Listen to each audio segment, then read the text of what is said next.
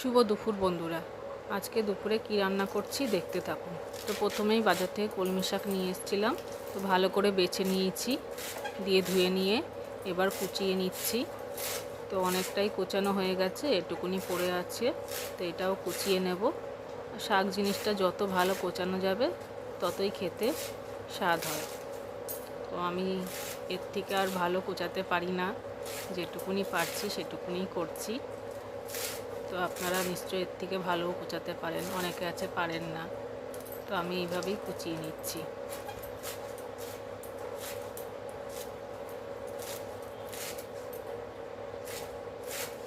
তো দেখুন, তো এদিকে কড়াইতে ডালটা আছে বসানো, তো ডাল হয়ে গেছে, সোমবার দিয়ে দিয়েছি, ফুটে এসছে। তো ডালটা এবার নামিয়ে নেব।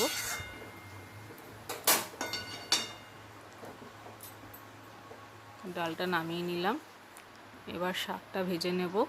কড়াই গরম হয়ে গেছে, এবার তেলটা দিয়ে দিচ্ছি।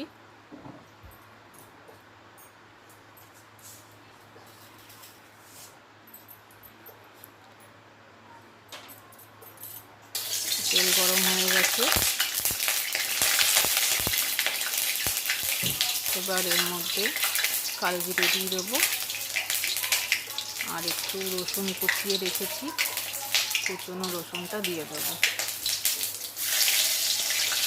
একটু আর একটা কাঁচা লঙ্কা দিয়ে দিলাম, একটু নেড়ে চেড়ে নেব।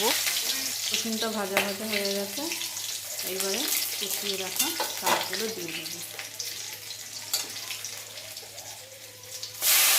শাকগুলো দিয়ে দিচ্ছি। রসুন দিয়ে এই শাকটা ভাজলে খেতে ভালোই লাগে, সেন্টটাও ভালো ওঠে।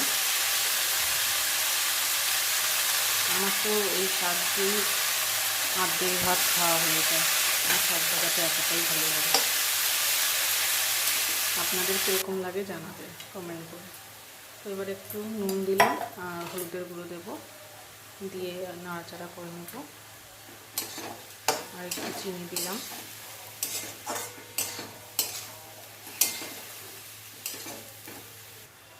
ভালো করে একটু ভেজে নেব।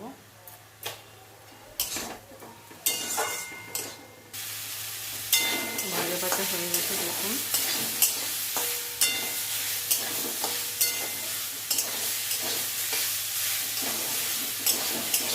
শাক ভাজা হয়ে গেছে, এবার নামিয়ে নেব।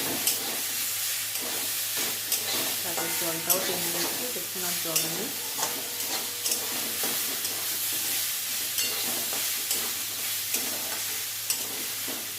এবার নামিয়ে নিচ্ছি। শাক ভাজা হয়ে গেছে, এবার করব মাংস, মুরগির মাংস। তো প্রথমে তেল দিয়েছি, তেলটা গরম হয়ে গেছে, এবার আলুগুলো এক করে দিয়ে দিচ্ছি।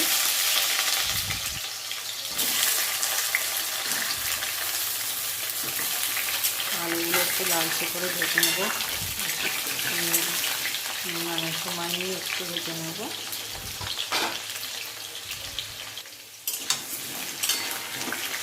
কিছুক্ষণ পরে দেখে নিচ্ছি, আবার 5 মিনিট হয়ে গেছে, উল্টে দিলাম। তো এবার দেখছি আলুটা ভাজা হয়ে গেছে, তুলে নিচ্ছি।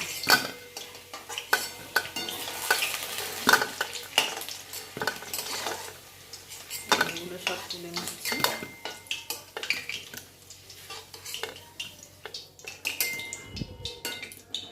এবার এই তেলের মধ্যেই কোনো ফোড়ন দেবো না, পেঁয়াজটা দিয়ে দিলাম। এবার পেঁয়াজটা একটু ভাজা ভাজা করে নেব, হালকা লালচে বাদামি হবে। পেঁয়াজটা ভাজা হোক। পেঁয়াজটা দেখুন কিছুক্ষণ পরে লাল লাল ভাজা হয়ে গেছে।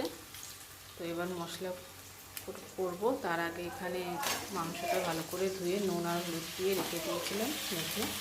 এবার মাংসটা দিয়ে নাড়াচাড়া করবো, এদিকে মশলা করবো, মশলা করা হয়নি। তো পেঁয়াজের সঙ্গে মাংসটা একটু ভেজে নেব।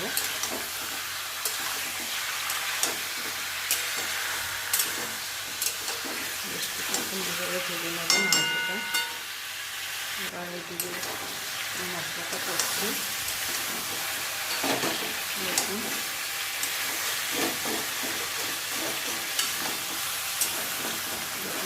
ভেজে ভেজে একটু নিয়ে ভালো লাগে খেতে। আপনারা করে দেখবেন।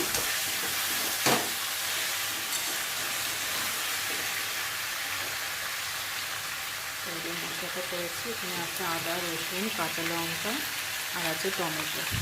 মশলাটা দিয়ে দিচ্ছি, দিয়ে আবারও কিছুক্ষণ কষিয়ে নেব, যাতে কাঁচা লঙ্কাটা চলে যায় আদা রসুনে।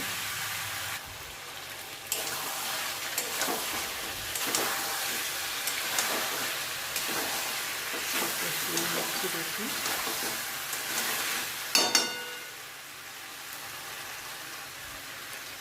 এবার দিয়ে দিচ্ছি ধনে গুঁড়ো, দেবো জিরের গুঁড়ো, এবার দেবো হলুদের গুঁড়ো, দিয়ে একটু কষিয়ে নেবো আবারও। এখনও লবণ দেওয়া হয়নি, দেবো।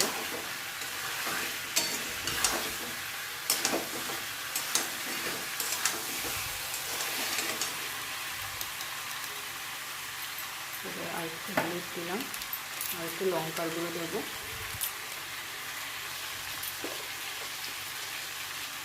এবার একটু লবণ দিয়ে দিচ্ছি, আপনারা যেমন লবণ খান সেই পরিমাণে দেবেন।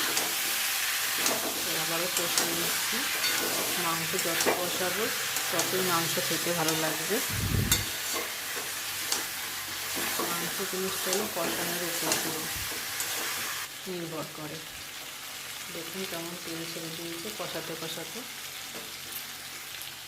এবার আলুগুলো দিয়ে দেবো, ভেজে রেখেছিলাম যেগুলো। আবারও কিছুক্ষণ একটু আলু দিয়ে কষিয়ে নেব।